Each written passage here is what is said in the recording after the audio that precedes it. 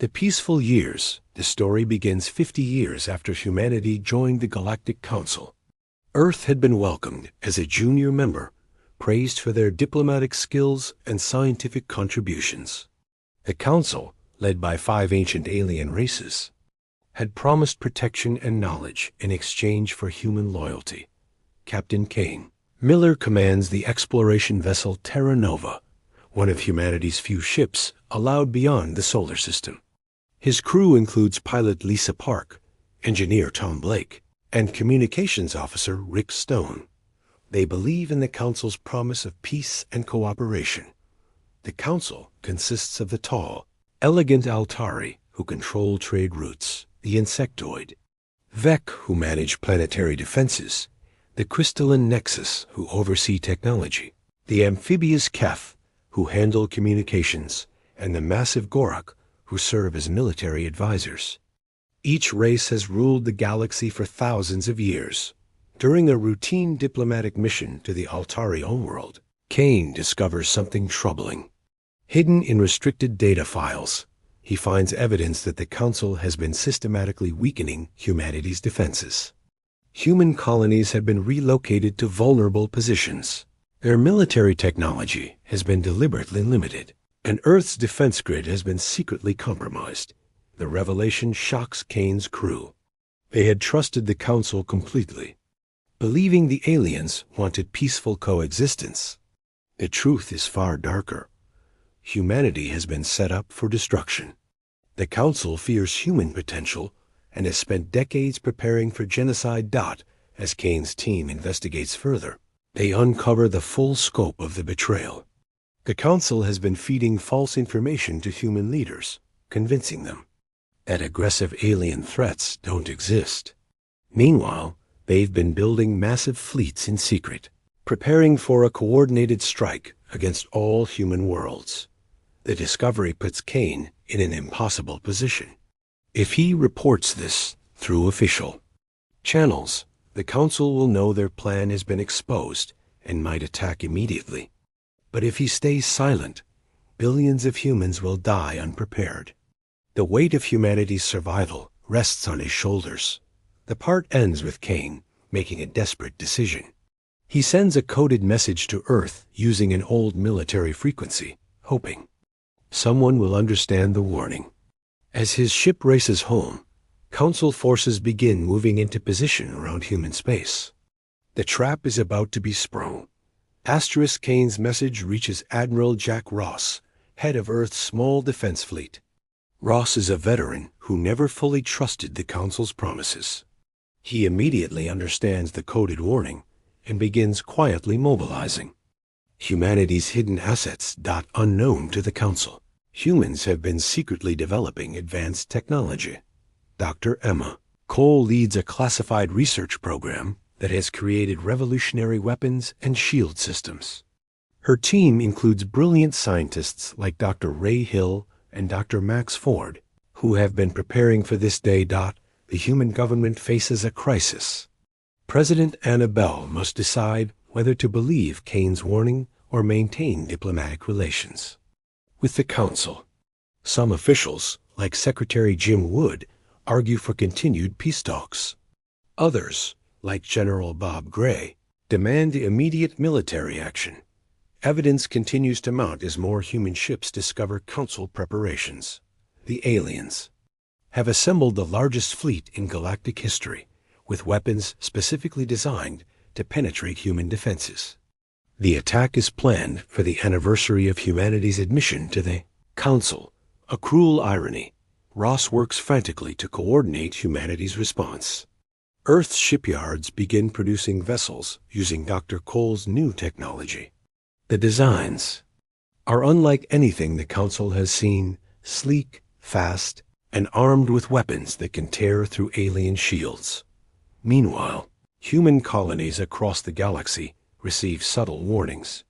Families are quietly evacuated from the most vulnerable worlds. Military personnel are recalled from Council stations. The preparations must be done carefully to avoid alerting the aliens. The Council grows suspicious as they notice decreased human activity in certain sectors. Altari trade monitors report unusual ship movements. VEC defense coordinators detect strange energy signatures from human space. The aliens realize their plan may be compromised.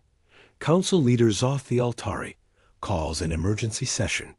The Five races debate whether to accelerate their timeline or maintain the original plan. The Garak military advisors argue for immediate attack, while the Nexus prefer to wait and observe. On Earth, the final preparations are complete. Ross has assembled a fleet of 200 ships, each one equipped with humanity's most advanced technology. The vessels are crewed by volunteers who understand they're fighting for their species' survival. The part ends with both sides making their final moves. The Council fleet begins its approach to human space, confident in their overwhelming numbers. But humanity is no longer the naive species that joined the Council 50 years ago. They've learned, adapted, and prepared for this moment. The Council's massive fleet arrives at the edge of human space, expecting to find defenseless worlds. Instead, they encounter Admiral Ross's warships, waiting in perfect formation. The aliens are stunned by the sight of advanced human vessels they've never seen before. The battle begins with the Council demanding humanity's surrender. Ross responds by broadcasting Kane's evidence to the entire galaxy, exposing the Council's treachery. The revelation shocks other alien species who believe the Council was peaceful. The first clash demonstrates humanity's technological superiority. Human ships move with impossible speed and precision, their weapons cutting through Council shields like paper. The aliens' numerical advantage becomes meaningless as their formations collapse under the assault. Captain Kane leads a strike force against the Altari command ship. His crew has been upgraded with new combat systems designed by Dr. Cole's team. They fight with a combination of human creativity and alien technology, adapting tactics in real time. The Council's different races begin to panic as their losses mount. The Vec's defensive strategies prove useless against human weapons. The Nexus's technology is countered by human adaptations. The Keth's communications are jammed by Rick Stone's innovative techniques. Admiral Ross employs a strategy that terrifies the aliens. He targets their leadership directly. Human forces ignore the bulk of the Council fleet and focus on command. Vessels. Within hours, the alien hierarchy begins to crumble. The battle spreads across multiple star systems as human forces pursue fleeing Council ships. There is no mercy shown. The aliens came to commit genocide, and humanity responds with total warfare. The galaxy watches in shock as the ancient Council faces destruction. Dr. Cole's weapons prove devastatingly effective. Human ships can punch through entire Council formations, their shields adapting to enemy fire in real time. The technology gap that once favored the aliens has completely reversed. The part ends with the first phase of the battle complete. The Council's main fleet has been shattered, their leadership eliminated. But the war is far from over. The aliens still control vast territories and resources across the galaxy. Humanity launches a systematic campaign to eliminate Council strongholds across the galaxy. Admiral Ross divides his fleet into hunter-killer groups, each targeting specific alien installations. The message is clear. There will be no safe haven for the Council's forces. The alien races attempt to negotiate, offering tributes and apologies for the attempted genocide. President Bell refuses all overtures, declaring that the Council's betrayal has made coexistence impossible. The only acceptable outcome is complete surrender. Human forces demonstrate new levels of tactical brilliance. Captain Kane's group uses stealth technology to infiltrate the Altari trade network, destroying key supply depots. The aliens' economic system collapses as their carefully maintained routes are severed. The other galactic species begin to choose sides. Some support humanity's cause, having suffered under Council rule for centuries. Others fear human expansion, and attempt to maintain neutrality. The galaxy splits into factions as ancient alliances crumble. General Grey leads ground forces in devastating attacks on Council worlds. Human troops, equipped with advanced armor and weapons, prove unstoppable in planet-based combat. The aliens' defensive advantages are neutralized by superior human technology and tactics. The Gorak attempt a desperate counterattack, using their remaining heavy ships to strike at Earth. The assault fails catastrophically as Earth's upgraded defenses, designed by Dr. Cole's team, annihilate the alien fleet before it can reach the inner system. Council member worlds begin surrendering as the futility of resistance becomes clear. The Nexus homeworld falls after a brief siege. The Keth surrender their entire fleet without firing a shot. The amphibious race realizes that continued fighting will only result in their extinction. The part ends with humanity controlling most of the galaxy's major trade routes and strategic positions. The Council's 1,000-year rule has ended in less than 6 months. But the final confrontation still awaits. The remaining alien leaders have retreated to their most heavily fortified world, Asterisk. The surviving Council leaders gather on Centris Prime, the ancient capital of their empire. The world is protected by massive defense networks built over millennia. The aliens believe their fortress world can withstand any human assault. Admiral Ross prepares for the final battle, knowing that victory here will end the war completely. His fleet has grown as more human ships arrive from Earth's expanded shipyards. The technological advantage continues to favor humanity. The siege of Centris Prime becomes a showcase of human innovation. Dr. Cole's team has developed new weapons, specifically for breaching the planet's defenses. The assault begins with coordinated strikes that overwhelm the alien systems. Inside the fortress, the remaining Council members face their final moments. The Altari leader Zoth realizes that humanity's potential is far greater than they had imagined. The decision to betray the humans has doomed not just the Council, but entire alien civilizations. The battle for Centris Prime lasts only hours. Human forces punch through the planet's defenses with overwhelming firepower. The ancient fortress that had protected the Council for thousands of years falls to human ingenuity and determination.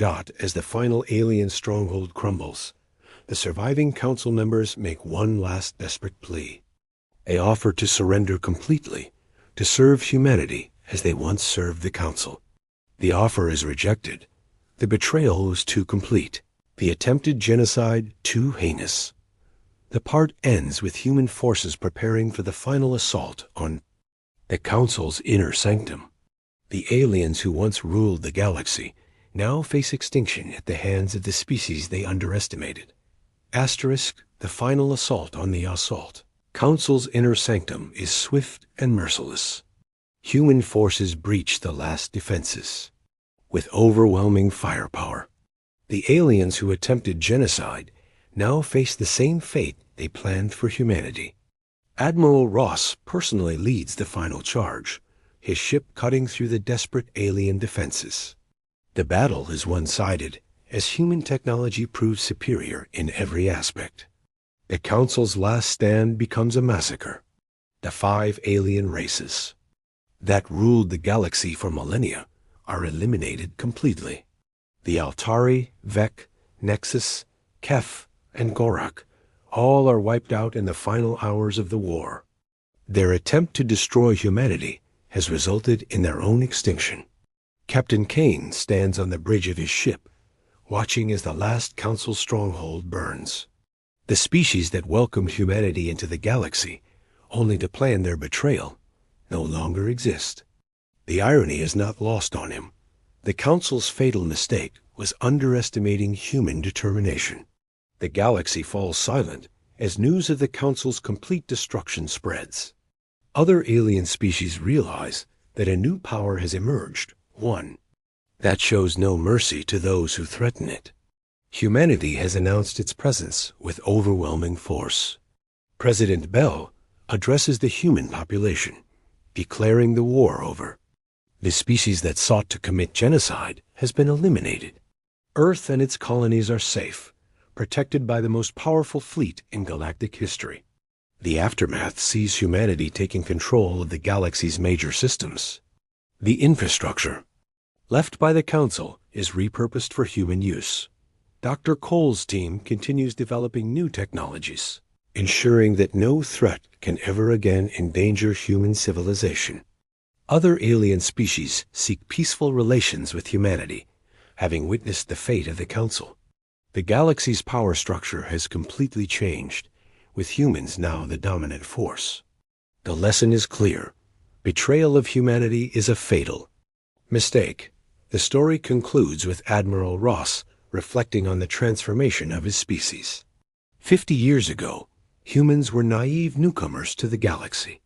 Now they are the supreme power, their war fleet having left no survivors among those who betrayed them.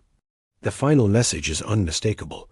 Humanity tried peace and cooperation, only to be betrayed by those they trusted. The response was swift, decisive, and absolute. The Council's treachery was indeed fatal, but not for the species they intended to destroy. The galaxy now belongs to humanity, won through superior technology, tactics, and the simple truth that humans never forget a betrayal. The Council's 1,000-year rule ended in complete annihilation, a warning to any who might threaten the human species in the future. Asterisk.